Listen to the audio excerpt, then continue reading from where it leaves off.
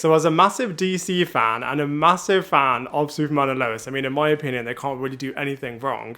And while season 3 definitely did have its moments, I much preferred seasons 1 and seasons 2. I absolutely loved Morgan Edge as a character, and then all of the Bizarro Ali Alston stuff that was taking place in the second season were just absolutely formidable. And in my opinion, season 3 just wasn't able to get up to that brilliance. But like I said, it was still enjoyable and it definitely did have its moments. And of course, the big overarching storyline in this season is to do with the tragic cancer of the Lois Lane character. And this was just so emotional, especially as you're so connected to the Lois Lane character. It was just so heartbreaking to see this awful disease just pretty much destroy her life. And you really got to see firsthand how destructive this disease really is. So like I said, you just have so much empathy and sympathy with this character, and it was just so heartbreaking, especially the moments where she's trying to be a reporter, but she just can't, and everybody around her just really wants to comfort her and really wants her to relax and to sit down and to calm down and to lie down, and this is the furthest thing that she wants to do. So it was just so uncomfortable to watch, and like I said, you really are connected to this character, and I thought it was really interesting how at first you're thinking that Clark and Lois are going to have another child, and then it was just so crushing when you find out that actually this isn't the case. And I just think the first couple of episodes were just written so well, as it did seem as if, Superman's life was just so perfect and everything is going his way, and then suddenly everything literally does turn upside down. And Bruno Mannheim, of course, he is the Intergang leader, and he framed Lex Luthor, and it was just really interesting how Lois Lane, really does not like Lex Luthor, and has always wanted to get Bruno Mannheim behind bars. So I love the emotional connection that she has with these two big, awful characters.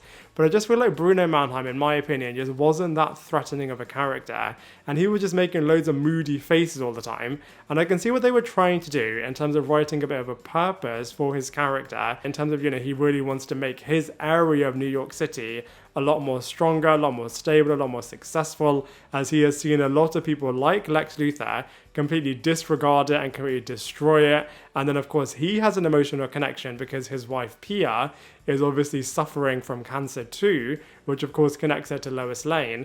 And I just think Pia is a really interesting character, as she is based loosely on the DC comic book villain Onomatopoeia. And I just think, the supersonic screams that this character was able to do were really, really brutal and really, really lethal. And in the first couple of episodes with her mask, I just thought she just looked absolutely incredible. And like I said, the connection that she has with Lois Lane is really, really good. I feel like all of the twists, you could definitely see them coming a mile off. In terms of, Pia is going to be connected to Bruno Mannheim, and then of course Matteo is also going to be connected to those characters. I feel like the reveal was a little bit obvious in terms of where they were going with it. But like I said right in the beginning, unfortunately for me, these two villainous characters just weren't at the same level as Morgan Edge and Ali Alston, as they were just absolutely incredible. But then in the penultimate episode and the final episode, we then get Lex Luthor, the truly iconic Superman villain. And I feel like when he just came, even though he was only in it for 2 episodes, he just completely stole the series. He was just so evil, so awful, and I just loved it. How at first in prison, he is seeming to be, just like every other prisoner, and then completely changes everything to his benefit, and then is pretty much the leader in jail. And he was just so iconic, so intimidating, and is hell-bent on getting revenge. And of course, he feels like he's dealt with Pia and Bruno Mannheim, and now he is fully having his eyes set on Lois Lane. And I just can't wait to see what on earth he's going to be doing later in season 4. I just feel like he is just going to be so iconic. And I just loved it. Even the soundtrack that they had when Lex Luthor was on screen. And you just know that, this is the big bad that we should have had right in the beginning of this series. But I think it was a good idea, actually, to wait for Lex Luthor to come, as you were just able to see Superman just interacting with other different characters. And like I said in my season 2 review, I absolutely loved Bizarro Superman. I think he was just such a wicked character. And I was just so gutted that, Bizarro Superman just met his death date a little bit too early, in my opinion. But then I was really excited that, he is still around when Bruno Mannheim recovered his body. But then I feel like, Lex Luthor turned him into the monstrosity of Doomsday, which, is another iconic Superman villain, and it was really, really cool to see him here. And the VFX for this character, considering that it is a TV series, was really, really good. But I am just so gutted that, we could have had some more moments between Bizarro Superman and our Superman. And instead, you know, we didn't get to see any of that, but we just got this Doomsday character. And I mean, it was pretty incredible when you got to see the fighting sequences taking place between Superman and Doomsday, and Superman is thinking that he has defeated him when he kind of throws him into that cube and then threw him into a building which kind of stabbed his heart. So you're thinking that, you know, he has defeated Doomsday, and even though it was a bit of a quick battle, they did kind of have a bit of a confrontation, and then Superman was able to use his wit and then ultimately defeat him. But then you get to see Doomsday returning, which I just thought was so iconic. And this time, Doomsday actually killed Superman, but then all of the emotions and the positive memories of Clark Kent's life was able to make him recover. And then we got that epic cliffhanger, which was just so good. I just cannot wait to see what's going to happen in season 4. And actually, this is the first time that they've done a pure cliffhanger where you really don't know what on earth is going to happen next. I mean, they kind of had this a little bit in season 1 when you got to see Natalie returning at the end of the first season, but it definitely wasn't at the same level as this Wicked one. I feel like out of all of the different characters, I would have loved to have seen a little bit more happening from a storyline perspective from Tyler Hoechlin, who was just so brilliantly cast as Superman, and I just love all of his Clark Kent moments and all of his Superman moments, but he's always just being a dad, and I understand that he was being really supportive to Lois Lane, but I'm just really hopeful that in season 4 they just give him a lot more meatier storylines to deal with, as firstly he's an incredible actor, and I'm just a little bit sick and tired of just seeing him being a support character to everybody else's storylines. I mean, it was a little bit gutting that Jordan Elsass was departing the role of Jonathan Kent, as he was perfect casting for Jonathan, but I actually think they did a really good job in terms of recasting him, as Michael Bishop firstly was able to step into the big shoes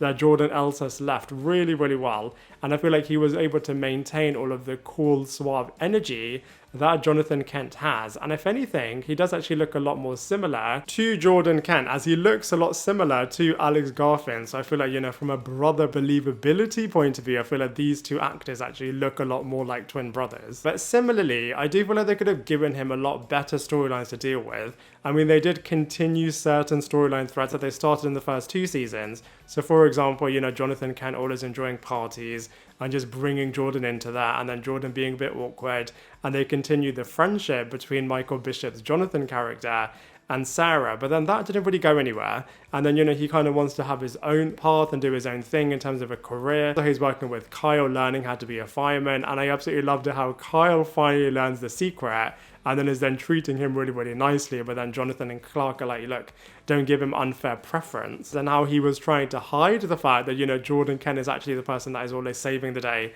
I really, they could have upped the jealousy aspect a little bit more, but I guess they did do that a lot in the first 2 seasons. But speaking of Jordan Kent, I think by contrast, he was written so brilliantly in this season in particular. I mean, they continue his awkwardness, his shyness, and how he does still actually have a burning flame for the Sarah character, and how Sarah doesn't really want to have anything to do with him anymore. But I thought in particular, I love the fact that, you know, he is loving the fact that everybody is now aware that, you know, there is a bit of a son to Superman, and how he was being really reckless with this. For example, loving the attention, loving the photo opportunities, really rubbing this in Jonathan's face sometimes, using this as an opportunity to make him sound really cool in front of all of the other high school students, but still being really awkward around them. I just feel like Jordan was so good this season. Sarah, as she always has been, is a really brilliantly written character in this season in particular as well, as like I said, she is pushing Jordan away, but then is also a little bit bratty, which is consistent to how she has been written before, but this time she is going through a lot more in terms of a depression-based storyline. And I love all of the family moments, that even though her parents are now going through a bit of a divorce, they are still able to come together when they need to be a family and really help Sarah through a lot of difficult moments. And I thought it was really cool that actually, you know, she is channeling this through being a waitress. So she is using the fact that she's a waitress to have a bit of normality and a bit of structure in her life, which I thought was really wicked. And speaking of Kyle, I love his relationship with Chrissy. I feel like they are really believable and actually a really cute couple. And I thought it was really difficult to watch from Lana's perspective, when A, she is seeing how close they're getting, and then when it was so publicly announced that actually Chrissy's pregnant, I feel like you really do feel for Lana Lang. And even though it isn't at the same level, I'm finding a new romantic interest with John Henry Irons. Speaking of which, I did think that they could have given John Henry Irons a little bit more to do. But that being said, he was a big player in the first couple of seasons. Very similar to Clark Kent, his role this season was being more of a father figure. And actually, I was fully on his side when he was not wanting Natalie to have anything to do with Matteo, as of course Matteo has demonstrated time and time again that he is a bit of a bad seed and really shouldn't be around Natalie. But of course Natalie sees the good side of this character and she is really defending him. And ultimately, I feel like it was really nice what she was able to do in terms of allowing him to have his moment with his mother and, of course, having a bit of a future for himself as well. Sam Lane was really, really brilliant in this season, especially when he was dating, even though the person that now matched with him on Tinder is actually part of Lex Luthor's gang. Now, season 4, it's been announced that 7 characters are not going to be returning as series regulars, which I think is going to be so shocking. My guess is that they are going to uproot Clark, Lois, and the boys to Metropolis, which will allow them to not have to go back to these characters, as of course they are going to be based in Smallville.